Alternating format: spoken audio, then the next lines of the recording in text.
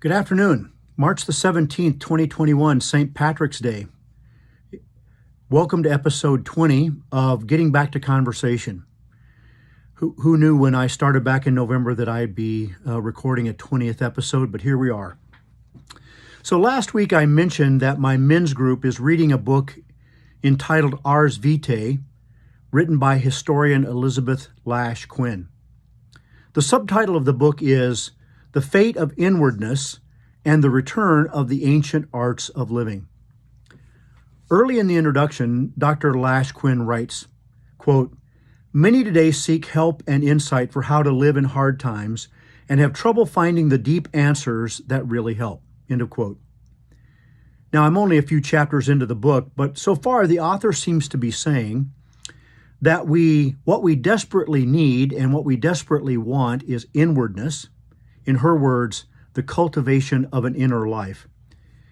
And though we find remnants and fragments and echoes of ancient philosophies in our lives, in our culture, in our media, the arts of living that we are prone to adapt help us to skate along the surface of life rather than plumb the depths. Now, I suppose we could find all sorts of causes and contributing factors to this shallowness, but I'd like to focus today on the role that internet technology and particularly social media play in this pervasive superficiality. Now, I've mentioned before in previous episodes Dr. Cal Newport's book, Digital Minimalism. Today, I'm drawing quite heavily from some of the things that Dr. Newport wrote in that book. One of the quotes or one of the phrases that I read in that book that really kind of struck me, Dr. Newport refers to new media as an attention economy conglomerate. Now, upon further reflection, this is not new.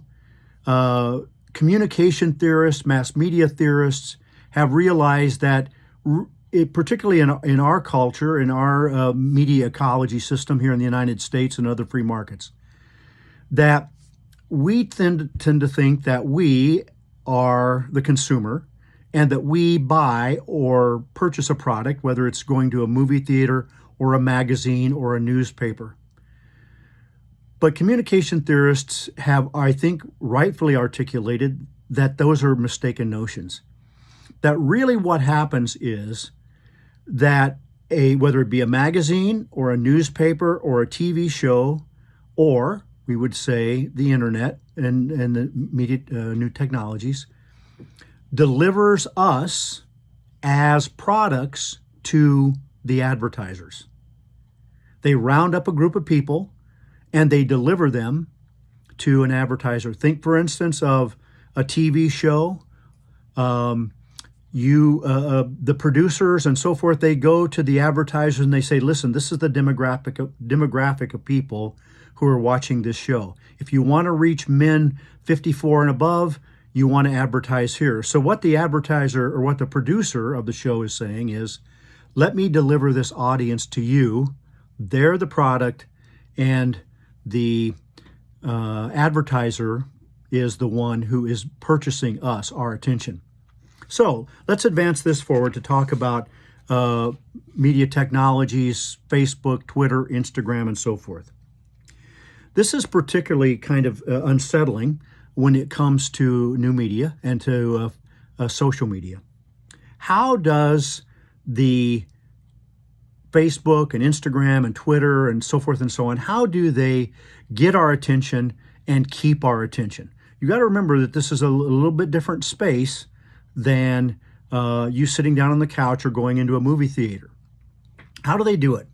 Well, the thing that's kind of scary when you realize it is that there's some pretty sophisticated stuff going on in new media technologies and social media. And there are two answers to the question very simply. One is intermittent positive reinforcement, and the second one is drive for social approval. Both deeply grounded in what we know to be true about human psychology. So let's talk first about intermittent positive reinforcement. And now again, I'm quoting from Newport's book.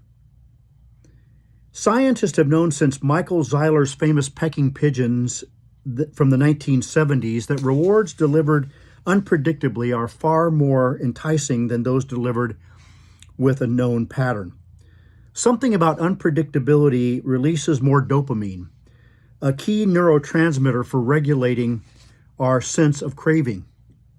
The original Zeiler experiment had pigeons pecking a button that unpredictably released a food pellet. As Adam Alter points out, this same basic behavior is replicated in the feedback buttons that have accompanied most social media posts since Facebook introduced the like icon in 2009. It's hard to exaggerate, Alter writes, it's hard to exaggerate how much the like button changed the psychology of Facebook use. What had begun as a passive way to track your friends' lives was now deeply interactive, and with exactly the sort of unpredictable feedback that motivated Zeiler's pigeons. Alter goes on to describe users as gambling every time they post something on a social media platform. Will you get likes or hearts or retweets, or will you languish with no feedback? Boy, think of that, right? Have you ever posted something and no response at all? Or one like button? The former creates what one Facebook engineer calls bright dings of pseudo-pleasure, while the latter feels bad. Either way, the outcome is hard to predict, which, as the psychology of addiction teaches us, makes the whole activity of posting and checking maddeningly appealing. Newport refers to social media as a digital slot machine. So, intermittent positive reinforcement. Secondly, the drive for social approval. As Adam Alter writes, we're social beings who can't ever completely ignore what other people think of us. We've talked about this in earlier episodes. This behavior, of course, is adaptive. In earlier times, there were different ways of gaining approval from other people. But consider again social media feedback buttons. In addition to delivering unpredictable feedback, this feedback also concerns other people's approval.